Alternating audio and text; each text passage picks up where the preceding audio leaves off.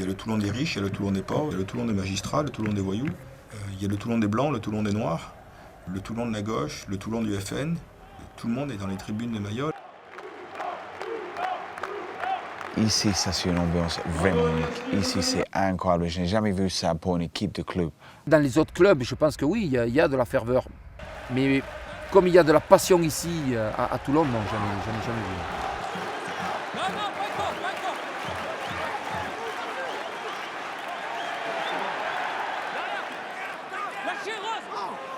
Even in South Africa, the people there are extremely passionate about their rugby. It's like a religion. But then, you know, you come to the south of France, to Toulon, and you realize that there's a next level, you know? And I think that's where these people are. They're at that next level, you know, of passion.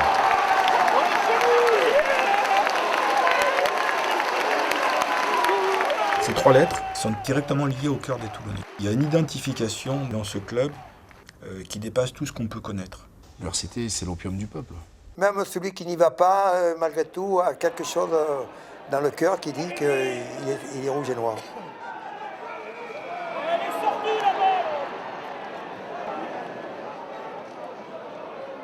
Il n'y a pas d'un fan de Toulon qui n'a pas mis les pieds au joueur Mayol. C'est un passage obligé, quoi, de la vie d'un Toulonnais. Je suis accro à ça, quoi. C'est une drogue, quoi. Je le prends comme une drogue. Most of them sleep, eat, rouge et noir. C'est chaud ici, l'esprit, la passion, l'énergie. Pour moi, ça c'est super. Moi, je viens de l'approche clinique. Ça fait partie de mon personnage, mais en même temps, ça c'est la vie à côté du rugby. Dans le stade, dans le match, j'adore ça. Je ne peux pas penser d'un autre endroit où je préférerais d'être qu'ici.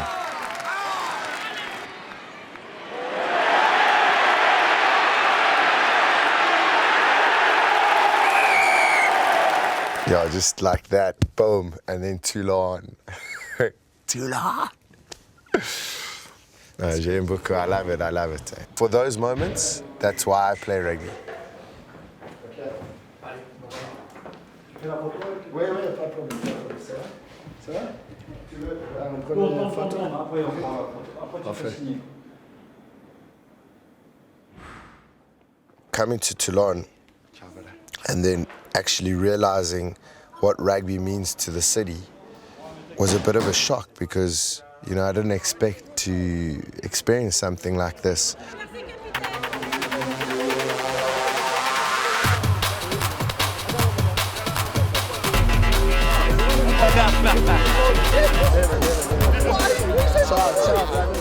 Pour un mec comme Johnny Wilkinson, c'est trop, c'est très difficile.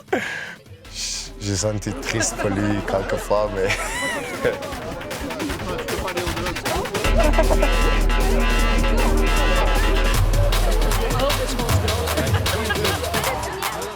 L'énergie qu'ils ont, la passion, la fierté qu'ils ont, ça m'a vraiment donné l'occasion de retrouver le plaisir dans le sport. Le public à Toulon, surtout à Toulon, quoi. On a encore plus, je crois qu'à Toulon, on a encore plus de respect, on doit respecter davantage. Bah, plus qu'ailleurs peut-être, ouais. Parce que j'allais le dire, à Toulon, il n'y a que ça, quoi.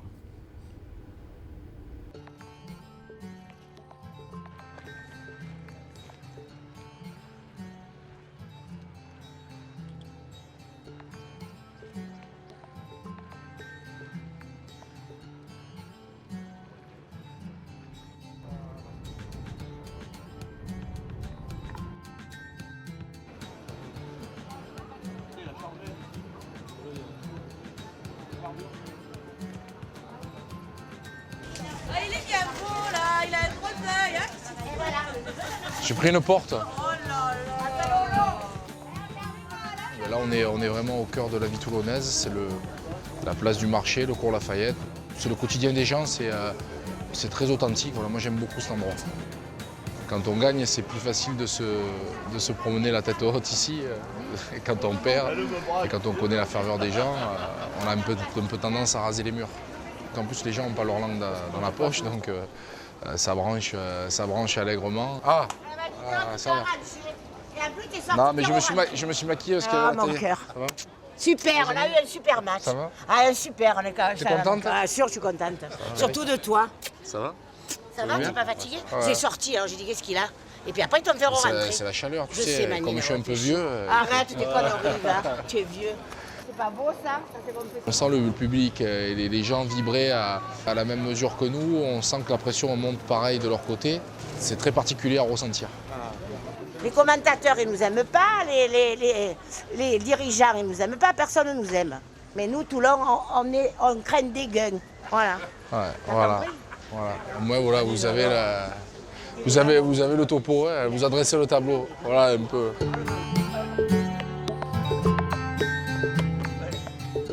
On arrive au Bourillon. Bourillon, c'est la seule unique plage de Toulon. C'est ici que tous les jeunes se retrouvent hiver comme été pour faire la fête. Et notamment les joueurs de rugby, quoi. C'est ici qu'ils aiment fêter les troisième mi-temps et tremper leurs jambes fatiguées dans la Méditerranée. Voilà. Quand les chocolats qui viennent faire le décrassage, on vient un peu les approcher, les voir. Quand ils ont gagné, les féliciter. Donc voilà, ça fait toujours plaisir de les approcher dans un contexte un peu plus décontracté, quoi. Ici, on a tendance à relativement facilement et rapidement se taper sur l'épaule, donc ça devient vite des familiers, des amis. Moi, je buvais un coup avec quelqu'un. Ce quelqu'un-là, le lendemain, il rencontrait un autre. Il disait « J'ai bu un coup avec Louvet, il est bonnard ce mec. » Ah ouais, c'est vrai. Et là, lui, il a bu un coup. Et ce qui faisait que le dimanche, si par exemple, j'étais pas bon sur le terrain parce que ça arrivait, et le gars il disait ouais mais c'est pas grave, il est bonnard, c'est un bon mec. Pour que ça marche bien le rugby à Toulon, il faut qu'il y ait promiscuité et même osmose entre les joueurs, l'équipe et le public. À l'époque, ma foi, il y avait un mauvais match, vous alliez voir Aldo Gouarin à son magasin en bas du cours Lafayette, puis pendant la semaine, il devait en entendre dans son magasin Aldo. André, il avait son restaurant sur le port, c'est pareil, quoi. C'était facile d'aller leur dire « Oh les gars, qu'est-ce que vous avez fait dimanche là? Vous avez été ridicules. » Quand tu étais joueur de HCT en première division, tu ne passais pas inaperçu.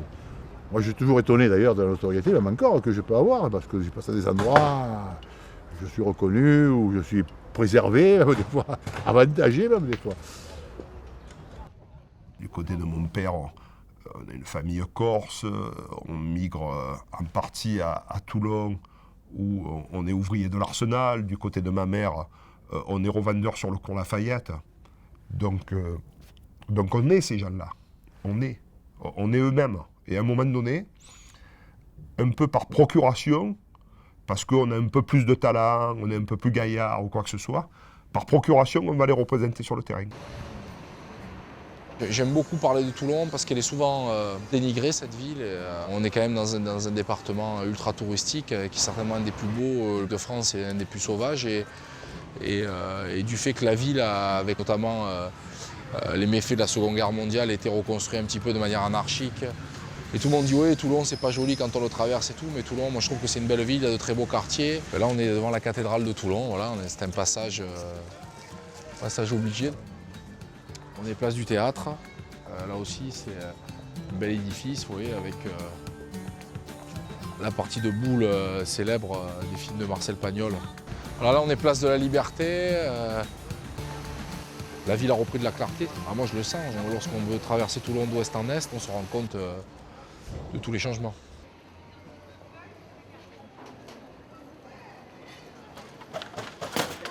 Alors, le lieu symbole rugby, c'est par excellence, c'est Besagne, c'est tout ce quartier qui jouxte le stade Mayol. Après, je crois que dans tous les quartiers à Toulon, chacun a sa manière de vivre le rugby et de le montrer. Donc c'est ça qui est bien, parce que partout où on va dans Toulon, je mets même dans le Var, il y a cette identité rugby très présente.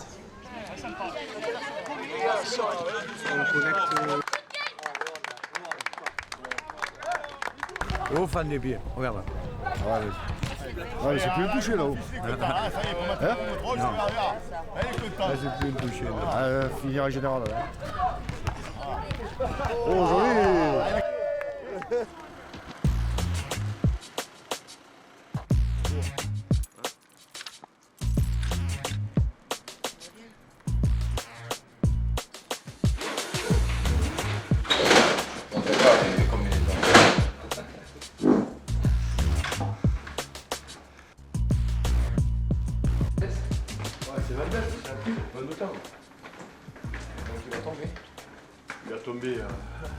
tombé de la pluie. Normalement, quand il y a du vent, il pleut. C'est Gilles qui nous donne la stratégie du jeu. De bon matin, comme ça, voilà, tout se passe là. Ici, vous êtes dans le lieu de vie, qui était l'ancienne salle de musculation à notre temps, où j'étais joueur. Et qu'on a un petit peu décoré avec l'historique du club. Hein. Il y a quelques photos un peu partout des anciens, des titres, pour que les joueurs étrangers, plus les joueurs qui signent au club, s'identifient un peu à ce que peut représenter le rugby club toulonnais. Là, il y a les illustres guerriers, hein, quelques guerriers qui ont saigné pour le club. C'était important de leur faire sentir. Après, ils en prennent ce qu'ils veulent. Ça, c'est les vrais titres quoi, du championnat. Il y a 31, 87, 92. Ça, c'est le vrai bout de bois, quoi. Tout ça fait que c'est un club qui est regardé, qui est aimé, qui est détesté aussi. Mais ça, comme disait notre ami Louvetti, on préfère se faire détester que se faire un peu donner pitié, quoi.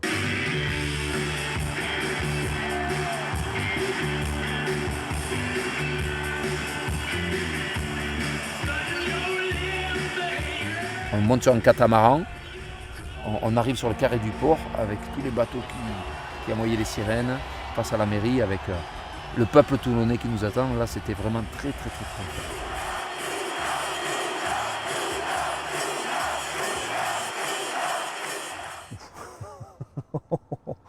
C'était le feu. C'était le feu, c'est une ville dehors, voilà. C'est une ville dehors. 92, c'est le titre de l'inattendu. C'est une histoire de fou, c'est une histoire... on est jusqu'au mois de janvier au fond du classement. On peut presque descendre de division, quoi, et arriver, on est champion de France.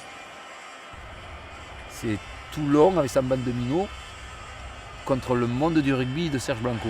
C'était la première fois que Serge Blanco arrivait en finale du championnat, allait jouer un titre de champion de France face à une équipe de Toulon qui, en règle générale, tout le monde détestait, quoi. Bon, on a été sympa, on lui a offert un bonsaï avant le match. Il y a des images, je me rappelle, où j'ai un sourire, j'ai fait un clin d'œil. On sentait beaucoup de sérénité de la part de l'équipe. Et puis une motivation encore plus parce que notre capitaine de toute la saison, Eric Champ, avait été suspendu et était en civil. Et on lui avait fait la promesse que si on était champion de France, c'est lui qui irait chercher le bouclier de Brennus en civil. Le mec arrive, voilà, il faut que tu ailles chercher le bouclier. C'est le tour d'honneur sur le dos de Yann Branel, le bouclier. C'est des moments, la vie est plate après.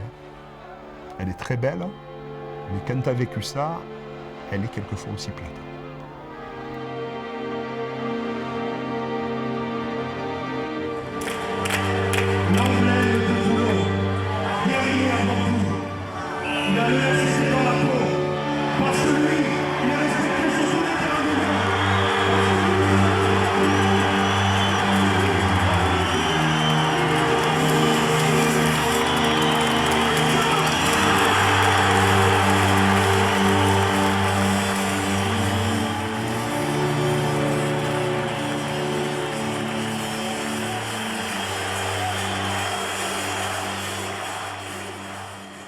Si vous comptez les boucliers, là, on n'est pas un club de rugby, puisque nous n'en avons que 3. Mais avec, nous avons quand même des finales, des demi-finales, des quarts de finale. J'ai disputé 2 finales en tant que joueur, oui, en 71 et en 68, et je les ai perdues toutes les 2 dans les prolongations. C'est ça qui a fait ce club, c'est qu'il y a eu des bons joueurs, d'excellents joueurs à tous les instants, quoi. C'était Aldo Gloirien, c'était Christian Carrère, c'était André Hérault, voilà, c'est ces gens-là qui ont marqué toute ma génération, quoi. Voilà, des rudes, quoi, des rudes. Dès les années 20, il y avait des mecs, des monstres du rugby de l'époque, quoi. Il y a par exemple Puy-Gobert, à l'origine, qui marquait des coups francs de 60 mètres, qu'on appelait Pipette parce qu'il faisait que picoler. On a eu également un phénomène, il s'appelait Tillier. Il jouait pilier, bien entendu, il a mis une tête, double casque, double crâne, une tête énorme. Et il a fini comme artiste de cinéma à Hollywood dans les films d'horreur. C'est des personnages de romans, c'est des personnages de films, quoi. C'est des mecs qui ont une histoire, un vécu, un truc extraordinaire. s'il n'y avait pas eu ces personnages, je pense que le club serait moins attachant, moins atypique, moins dans l'excès. Moi je dis qu'André Herrero, c'était quand même... on le badait quoi. André Herrero, moi quand j'étais jeune, quand j'avais 17 ans, on s'identifiait à lui, c'est le John Wayne du rugby quoi. C'est vrai quoi. Il a une tronche, il a une gueule quoi.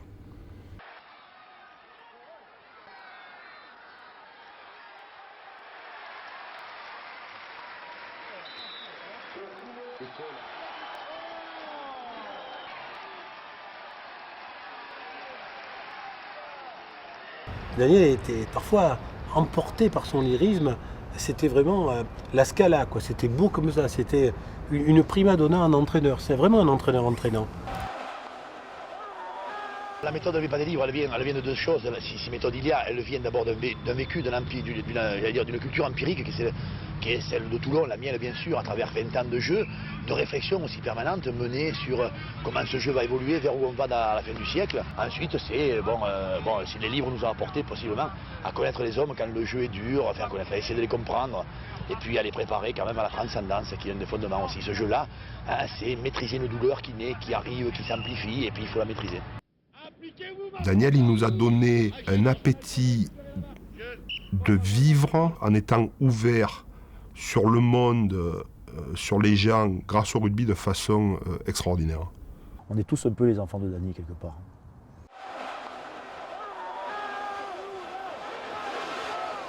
Et moi, ce qui m'intéresse, c'est l'avenir. Voilà. Le passé est passé, je veux dire. Et si c'est pour revivre le passé, c'est pas intéressant, il vaut mieux mourir. Ce qui a changé dans le rugby, c'est que tout le monde est pressé. Nous, on a attendu de 1931 à 1987 pour avoir un titre. Hein. Peut-être qu'ils ont raison par rapport à moi. On est bien d'accord que je campe sur le passé et qu'eux, ils sont dans le présent. Et le présent pour un avenir immédiat. Je ne critique pas tout à fait ça. Je critique le fait qu'on n'a pas d'avenir immédiat ou pas si on n'a pas de passé. Ma naissance à Mayol, c'est là. Avec mon père qui était abonné au Populaire. Alors la transmission était incroyable parce que le dimanche après-midi, je partais avec mon père au rugby et ma mère nous saluait du balcon du 3e étage et j'étais fier comme arcament quoi.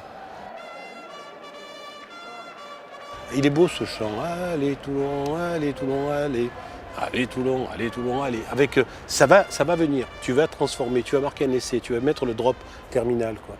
Il y avait dans ce chant une sorte dans ce chant très facile, pratiquement répétitif, une sorte de concentré de je te porte, je te supporte et t'y vas et tu réussis, quoi, et on gagne. Il y a des choses qui me reviennent en tête un peu étranges. L'essai de Gabaletto dans un coin, l'essai de Miranda contre Agen à 16-16, la percée de Galion alors que j'étais dans les tribunes avec Daniel Herrero dans les tribunes d'en face, les Camelao de Champ, les relais, les pilotes de Bredlin, etc. Alors vous voyez que c'est un peu du passé, mais en même temps, ma place quand je suis abonné, cette année je ne l'étais pas, elle est juste là quoi. J'ai joué avec le lycée 2 ou 3 fois, j'étais nul.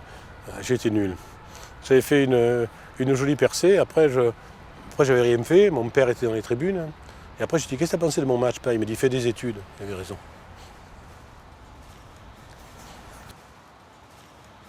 Moi, j'y vais tous les jours au stade. Des fois, je m'en vais tout seul au milieu de la pelouse, quand il n'y a personne.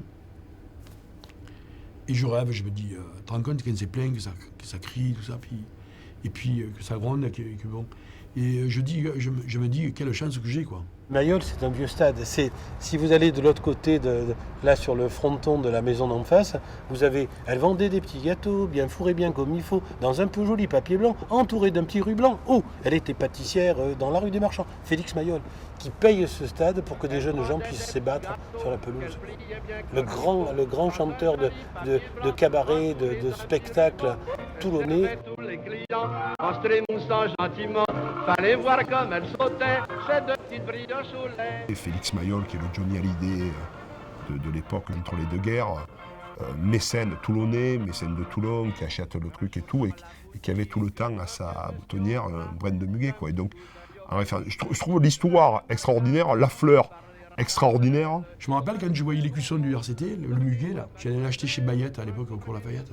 Et avant que ma mère le mette sur un maillot ou sur un short, je le regardais, je l'adorais. J'étais en adoration devant l'écusson.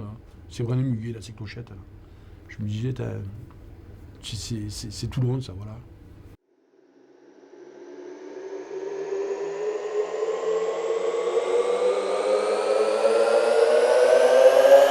Ce stade, c'est le poumon de la ville. Il vit, il vibre, il crie. C'est un temple, c'était inviolable, c'était la maison, c'était la maison, c'était la famille, c'était les parents, c'était les amis, on rentre pas là, oui on rentre mais on s'en va vite après. On ne gagne pas, on fait rien, c'est pas possible. Et c'est vrai que quand tu es là tu vois, c'est le couloir et que tu vois une partie de la tribune bonus, alors pas très grande, ça fait un peu comme un écran de télé, et puis que tu entends Toulon, Toulon. Toulon, Toulon, Toulon. Et ça faisait un grondement. Et ce grondement-là, on aurait dit que c'était quelque chose qui sortait des entrailles de la terre. Là, nous, ça nous file les chocottes.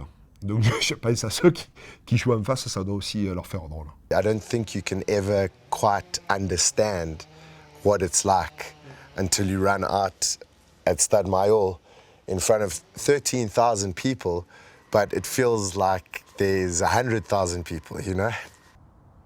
Ça aussi, c'est un dernier stade dans la ville. Ça, il faut garder, ça, c'est magnifique, ça. C'est énorme.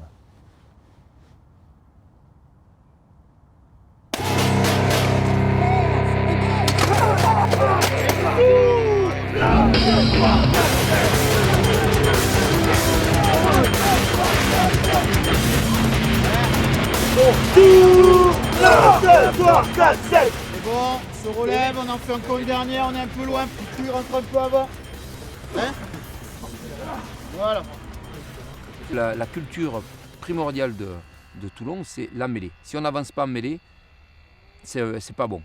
Nous, les amoureux de trois quarts, ici, il a passé une époque, nous, le rugby ça, il s'arrêtait au numéro 10.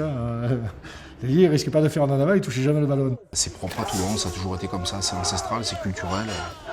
Mais moi, j'ai un peu de mal à me l'expliquer parce que c'est quelque chose que j'ai toujours connu finalement, mais qu'on n'explique pas.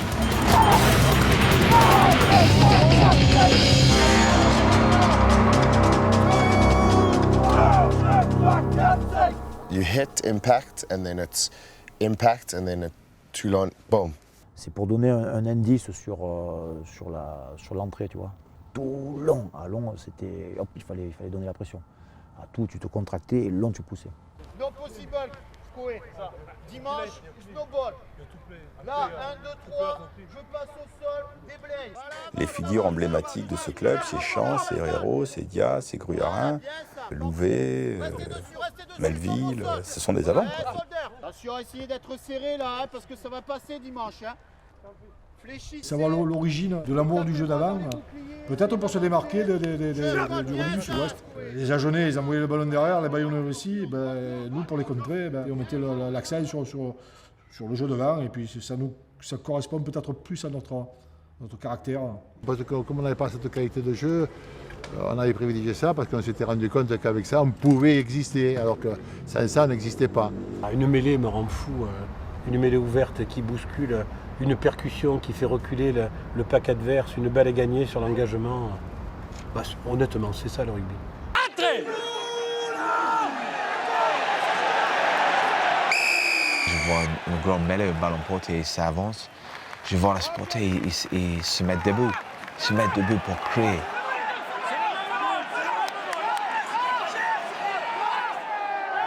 C'est pas normal ça. Pour les petits moments comme ça, c'est impossible de voir qu'est-ce qui se passe dedans, parce qu'il y a beaucoup de gens. Mais s'ils s'avancent, ils se mettent debout juste pour crier un peu, pour ajouter un peu d'énergie. C'est presque comme ils soufflent.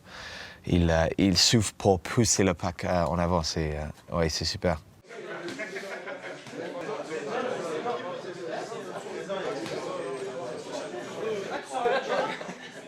On a un match à jouer.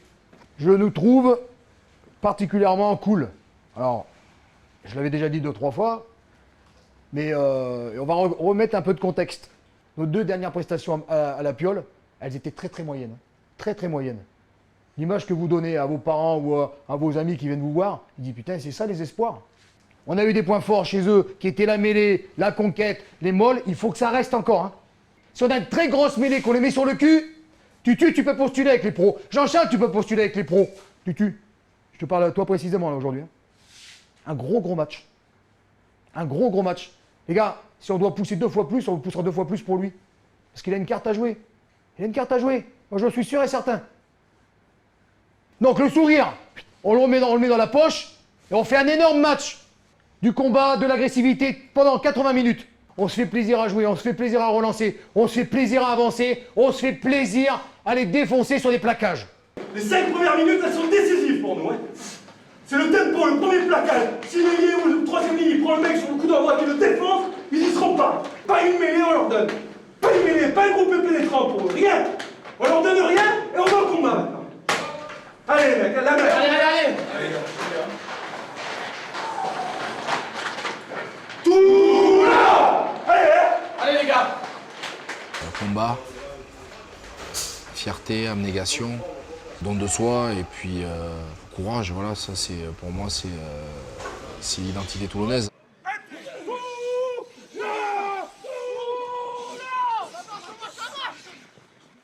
Mais bon, ils sont solides. Ils sont gaillards. Hein. Maintenant, les joueurs de rugby, c'est...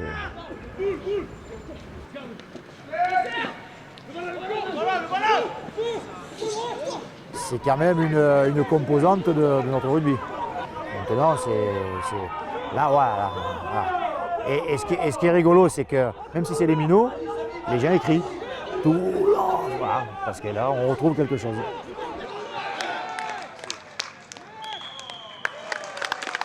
Là, les minots, ils ont marqué un essai. J'ai dit c'est marqué un essai à la toulonnaise, ouais. C'est vrai que tant qu'on a un peu des éducateurs qui ont joué, qui ont été imprégnés aussi de la culture de Toulon, je crois que les jeunes garderont toujours un peu cet esprit-là. Il y a des phases qui étaient très intéressantes, il y a des choses qui vous corrigent. Et bravo. On continue comme ça. Hein. Et ça, c'est important. C'est vraiment... Regarde, ça forge un homme. Et puis c'est rigolo parce que quand il y a des Toulonnais qui sont dans d'autres équipes, tu entends les gens quand ils parlent, ils disent ouais, lui c'est un Toulonnais. Tu vois, c'est un Toulonnais, ça veut dire quelque chose. C'est un truc bien particulier. Attention à nous les terribles guerriers du Pilou qui descendons de la montagne vers la mer. Pilou Parce que Toulon rouge. Parce que Toulon noir. Parce que Toulon rouge et noir.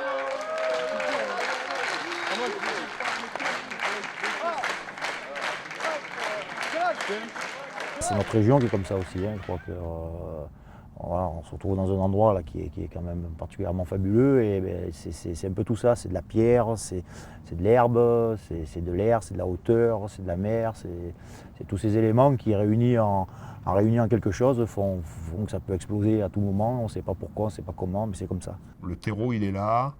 Le terreau, c'est Mayol. C'est cette ville qui est une ville de port de guerre, quoi.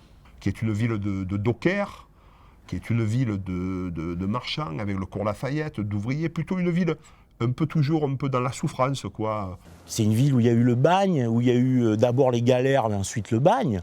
Je veux dire, pas n'importe quelle ville en France a cette rudesse quand même dans l'histoire, dans les gènes. On a aussi l'impression d'avoir toujours été... trahi, d'avoir été... Voilà, ça fait partie de nos... Il y a une grande paranoïa, quoi. Le monde entier nous en veut, on ne comprend pas, nous on est les meilleurs, on ne veut pas qu'on soit champion de France, on ne veut pas de nous en équipe de France. Donc il y a un peu de vrai là-dedans, mais il y a beaucoup aussi de trucs pour se motiver. En fin de compte, on n'était pas aimé et c'est bien qu'on ne soit pas aimé. Laissez-moi être le mal aimé et je vous montrerai qui je suis. Il y a un mot, il dit putain, on va les destroncher. Tu sais, destroncher, ça veut dire arracher la tête. Donc il dit, à Toulon, quand ils sont petits, ils les entraînent sur les crevettes, c'est plus facile. Puis après, ils envoient les mecs sur le terrain à Mayol et puis ils continuent. Et toutes les équipes de l'école de rugby, enfin, à l'âge où on pouvait quand même commencer à jouer au rugby à 15, jusqu'à l'équipe première, les mecs, tout le monde était inspiré du même sentiment, de la même, je veux dire, on est Mariol, quoi. On l'est, mais on l'est. On ne fait pas semblant, quoi. C'est pas une simple façade, quoi. Alors, on disait des choses étonnantes aussi. Moi, de temps en temps, je me souviens, en groupe comme ça, je leur disais saignez-les, tu vois, très peu psychologique. À l'époque, on faisait peur, on inspirait le respect au combat. Là, maintenant, il suffirait de voir les équipes adverses arriver à Toulon avec les Walkman dans les oreilles, ils arrivent décontractés, tout sourire, les mains dans les poches. L'époque où je parle moi, quand les mecs arrivaient en bus ou en train, à 10 bornes de Toulon, ils avaient tous des gastro-entérites de la peur déjà, avant d'arriver à Mayol. Hein. Il y en a beaucoup qui avaient des problèmes parce qu'ils ne voulaient pas venir. Hein. Même Saint-André me l'a reconnu, que et des fois, quand ils allaient à Mayol... J'en ai vu quelques-uns qui ont même pris la foudre à Benoît Rando sur le terrain. Violente, non, parce qu'on était forts ensemble, quoi. Violente, non. Oui, un peu.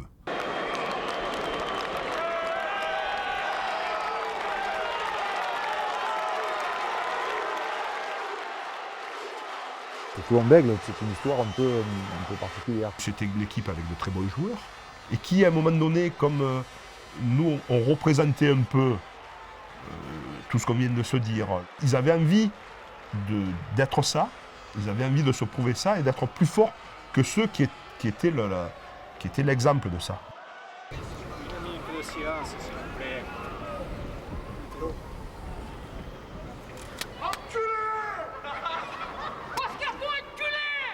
Nous, quand on a vu que ces gens-là venaient et qu'apparemment ils montraient qu'ils n'avaient pas peur de nous, ça a excité pas mal de joueurs, notamment Eric Champ, qui est allé leur taper à la porte du vestiaire en leur demandant alors les filles, vous êtes prêtes? On vous attend. Hein.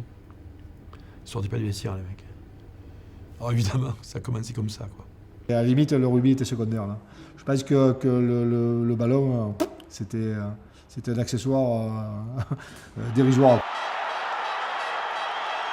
Nous, on a été sauvages, mais ils ont filé leur aussi. Je veux dire, ils sont pas dégonflés. Hein. Ça...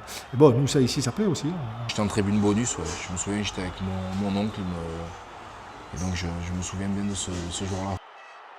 Je crois qu'il reste dans les mémoires parce que c'est un haut lieu de conneries et de violence. L'être humain peut être idiot par moment, et là, on était vraiment devenus idiots. C'est certitude. Après, écoutez, il ne faut pas avoir honte de son passé, ni de sa culture, ni de son héritage. Je crois que c'est comme ça. C'est ce qui nous a permis aussi d'exister et de faire front avec d'autres grands clubs de ce sport. C'est bien qu'on puisse plus aller jusque-là.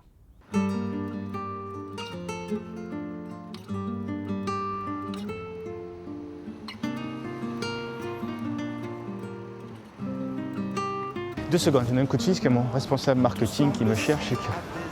On y arrive là, dans mon quartier. C'est la vieille ville, ça. Chicago, c'est juste c'est 2 rues plus bas. Et là, j'habitais là, tu vois, le truc. Et moi, ma fenêtre, c'était celle-là, c'est la fenêtre de ma chambre. Et au niveau état, c'était pareil. Hein. On avait 3 étages. Et tout le reste, c'était des associations. Et ma mère était concierge. Ce Toulon-là, il n'existe plus parce qu'avec la réhabilitation de la vieille ville, il y a une partie qui a disparu. Il y a aussi toute la partie qui était liée aux activités nocturnes des différentes marines qui traversaient Toulon, qui a disparu.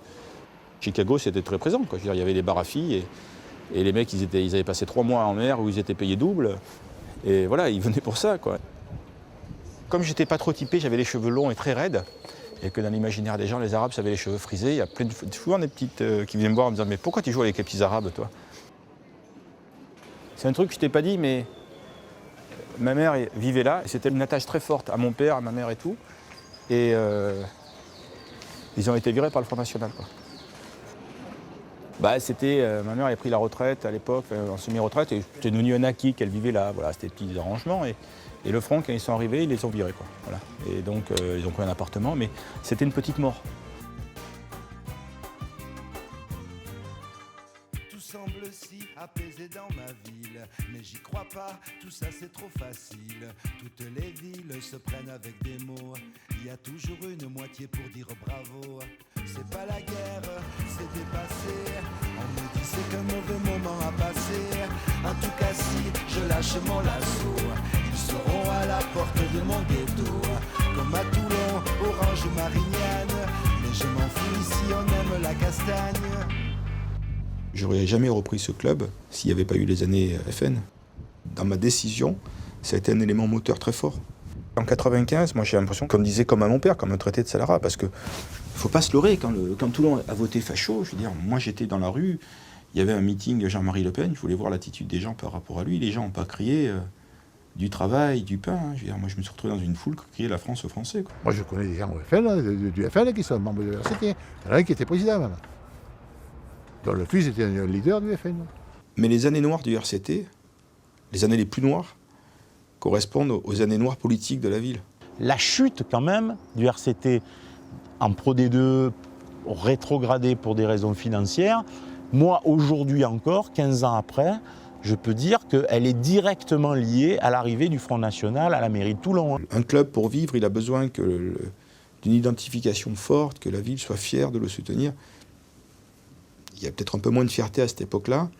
Et puis c'était peut-être un petit peu plus difficile aussi pour le club d'avoir une assise économique, en sachant que qui allait investir, quel partenaire allait investir sur l'opprobre. On se faisait traiter de facho lorsqu'on allait en déplacement, donc ça aide pas forcément, alors que c'était pas du tout le cas pour les mecs se déplacer, ça aide pas à tisser des liens, on va dire. Donc c'est vrai qu'on a dû faire un gros travail pendant quelques années pour réussir à changer cette image. Si je suis à la tête du RCT, c'est parce que j'ai racheté 51% des parts de ce club, que j'ai mis beaucoup d'argent et que personne d'autre n'en voulait. Et donc j'ai obtenu par mon travail et par mon argent ce qu'on m'aurait jamais donné à cause de mon nom. On l'a entendu au début quand il a pris la présidence. Hein. C'est vrai que certaines mauvaises langues ont dit on ne va pas filer le club en arabe. Je me souviens d'un soir où je l'ai présenté, j'ai trouvé des attitudes de certaines et certaines très déplacées. Peut-être par rapport à ça. On a un racisme latent entre nous, là, c'est-à-dire on vit un bien d'un racisme même sans s'en rendre compte. 30% ont voté FN et 95% de Mourad Boudjelal qui est issu d'immigration, donc c'est un joli pied de nez peut-être aussi. Ouais. Après qu'on soit d'accord avec sa politique ou pas d'accord, c'est autre chose. Mais c'est pas une question, attention, c'est pas une question d'arabe, c'est une question de politique de club. Moi, ce qui me coince, c'est un peu cette conquête c'est un peu mégalo, quoi, tu vois, si tu veux, un petit peu comme il veut arriver très vite, c'est tout souci qu'il écrase pas. C'est le côté mégalo qui me gêne beaucoup. Pionnier du rugby business, Mourad Boudjelal a racheté le RCT en mai 2006. Venu de l'édition de bande dessinée qui a fait sa fortune, il a appliqué de nouvelles règles, façon bulldozer. Contrats inédits, grand joueur venu de l'hémisphère sud, sport-spectacle. Sous sa conduite, le club centenaire est devenu rock'n'roll, strass et paillettes. Toujours prêt à inventer un nouveau coup marketing. C'est le Robert qui a commencé à courir en ville, mais bon, personne ne l'a pris au sérieux, quoi. Talon Baga à Toulon, en Pro D2, comme je disais, tout le monde a cru que c'était une galéjade. Au départ, j'ai peut-être essayé de chercher, de voir si c'était pas un sosie. Parce que des fois, ça peut marcher. Puis un jour, je suis allé à Nice, parce qu'on m'a dit, il y a Talon Baga qui arrive. J'ai vu 7 quarts de télévision, j'ai vu des milliers de gens qui étaient là, qui attendaient, quoi. Et puis j'ai vu le Dieu vivant, quoi. J'ai vu Talon Baga arriver. Bonjour. Holy hell. C'est bon, il a plus de valise, Je portais ses bagages dans mon caddie, et en me conduisant, je disais, tu as les bagages de Talon Baga, quoi. J'ai eu du mal à m'y faire, quoi. Mais il est là, ça y est. Quand j'ai vu ça, j'ai dit, c'est vrai, il délire, et puis il délirait pas, c'était vrai, il l'a fait.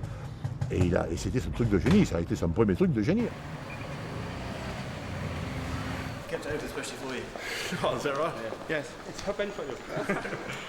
Le préfet, il avait compris que n'importe comment, il fallait qu'il joue samedi.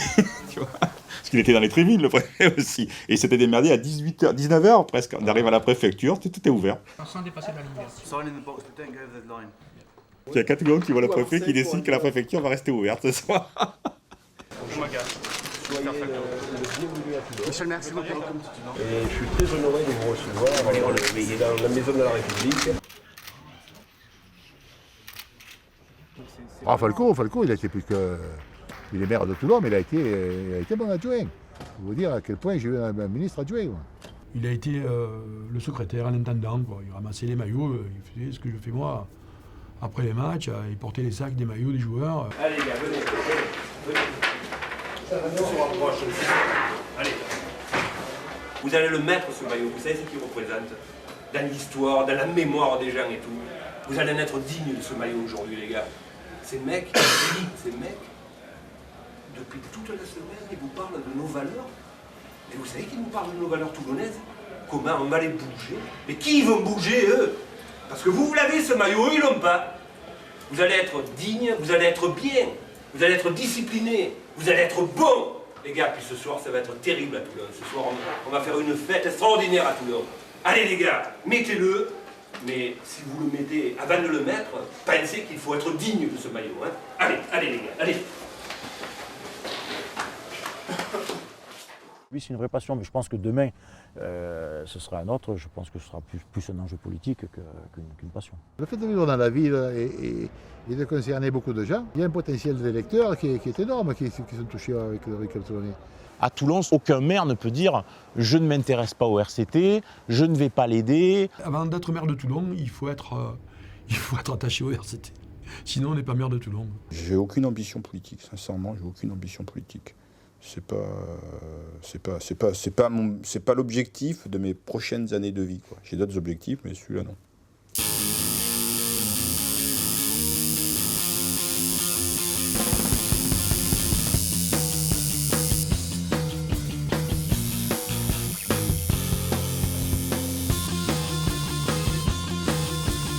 Pour faire plaisir à ma femme.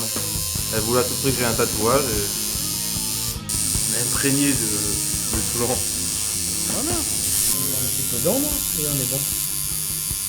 C'est Boudjelal. Si vous nous remportez ou le championnat de France ou la H-Cup, je vous rajoute en dessous là.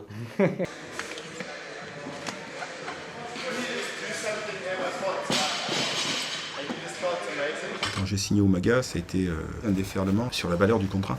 La réponse que j'ai apportée a été appliquée par beaucoup en disant que le véritable prix d'un joueur n'était pas le prix qu'on le payait, mais la différence entre le prix qu'on le payait et le prix qu'il rapportait.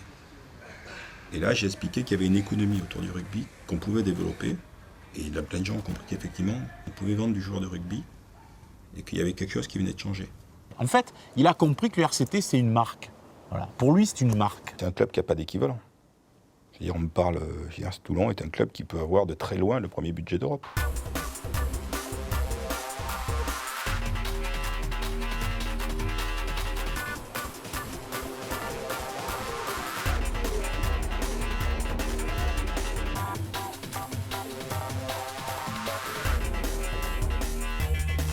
De temps en temps, je passe par le magasin et je vois les affiches. Je pense, oh, qui est ça? Qui est ça? Ce bête-là, c'est moi. Et c'est terrible. Pendant 10 ans à Toulon, on n'a rien compris au rugby professionnel, mais d'un coup, pendant un an, non seulement on a rattrapé tout le monde, mais on les a mis à des années-lumière, quoi. Tous ces mecs qu'on a sur le pré à Mayol, on les voyait qu'à la télé. Et on les voyait pas souvent, parce qu'il n'y avait pas autant de rediffusion de matchs télévisés, quoi. Donc, si vous voulez, maintenant, les gens, les nouveaux supporters, je serais tenté de dire, sont plus là pour ces gens-là que pour Toulon. Voilà. J'ai vu des joueurs, j'en ai vu, mais cela, c'est la classe mondiale. Ça, ils sont connus de partout. Wilkinson, Contepomi, Van Niekerk. Sonny Bill Williams, c'était pas mal aussi. Eman, Matfield, Oliver, Grigan. Mais c'est fou. Fernandez Loeb, c'est fou. Les joueurs qui sont passés à Toulon dans l'espace de 5 ans. On a fait le centenaire l'année dernière du rugby club toulonnais et on a retrouvé des dizaines d'anciens joueurs, etc., qui sont là dans le coin ou qui sont dans la région. Il y avait vraiment une communion entre ces anciens joueurs et le rugby club toulonnais. Mais chez toi, le prochain centenaire, tu vas faire venir qui? Des Sud-Africains, des Néo-Zélandais, des Fidjiens. C'est le professionnalisme, ça. On ne peut pas l'arrêter. Maintenant, c'est parti et ça ne s'arrêtera plus. Avant un grand joueur, il fallait le construire. C'est-à-dire qu'il fallait qu'il y ait des éducateurs qui soient dans tous les villages, qui repèrent le minot, qui courent vite, qui lancent le poids un peu plus loin que les autres, qui soient un peu agiles, qui aient des bons appuis. Boum, et puis on le construisait. Demain, si c'est une équipe uniquement de mercenaires, avec des gens qui viennent avec des gros contrats, ben, la formation toulonnaise, les joueurs de rugby, les petits jeunes qui ensuite accèdent au meilleur niveau, vous ne les aurez plus. Mercenaire, ça c'est quoi? Mercenaire, si j'étais mercenaire, je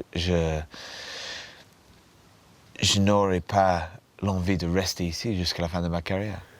À l'image du Stade Français période Max Guazzini ou du Racing Métro de Jackie Lorenzetti, le Toulon façon Boudjelal pose les piliers d'une nouvelle ère du rugby européen. Budget en très forte hausse, public élargi et féminisé, ces clubs veulent grandir rapidement, générer des retombées financières et médiatiques et se rapprocher enfin de l'impact du football. Avoir le culot d'avoir rempli le Vélodrome comme l'OM, alors que c'est pas le club de la ville, donc tout ça est importé quand même là-bas. C'est impressionnant.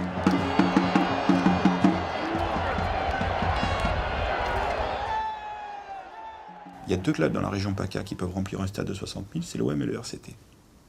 Ça, c'est important de le montrer au niveau des partenaires, de montrer la puissance économique du club. Jouer devant 55 000 personnes, c'est quand même quelque chose, quoi. Et puis je crois que réellement, l'équipe, le club, quand on y va, se l'est réellement approprié. Avant d'aller au théâtre, tu allais au cinéma, et là tu vas voir le RCT jouer. Tu payes quelque chose, tu attends quelque chose de bien. Alors il faut des places très chères, ça limite le nombre de gens.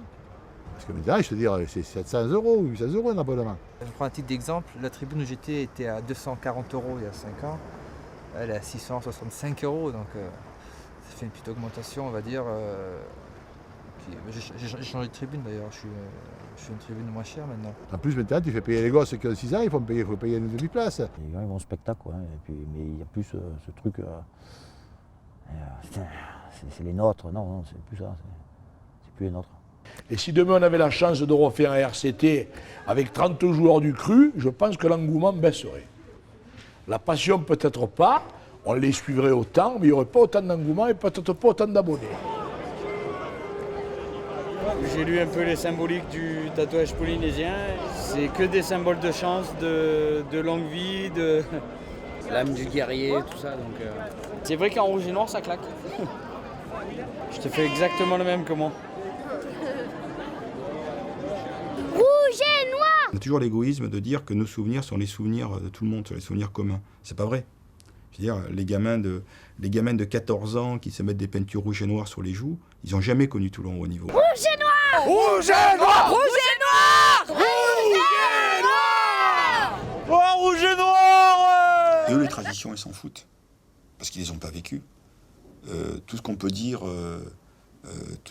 au niveau de Mayol, des lieux et tout ça, ils s'en foutent complètement, quoi. Ce club, il nous appartient tout autant qu'il le dirige, quoi. C'est ça que je veux dire. Le club m'appartient et il le dirige. Donc respect à celui qui le dirige, au président, mais attention à ne pas évacuer les propriétaires antiques du club. Qui a le droit aujourd'hui de dire voilà, on ne touche pas parce que j'ai mes souvenirs d'enfant? Mais il n'y a que 13 500 places ou 14 000 places à Mayol. Il y a beaucoup plus de gens qui ont envie de venir. Et donc ces gamins, ils n'auront pas de souvenirs dans un stade, eux. C'est sûr que le Binot, il s'en fout hein, que je joue ici ou ailleurs. Mais justement, il faut y apprendre ce qu'il y a eu ici, quoi. Ça, c'est notre rôle, hein, de leur expliquer ce que représente ce stade. On fait la passe. Ouais, très bien, Judy, très bien. Ce que je sais de Toulon, c'est que Toulon, c'est pas un RCT mi-figue mérésin, quoi. Toulon, on aime le RCT qui joue les premiers rôles. Donc on aura toujours besoin de RCT qui joue les premiers rôles.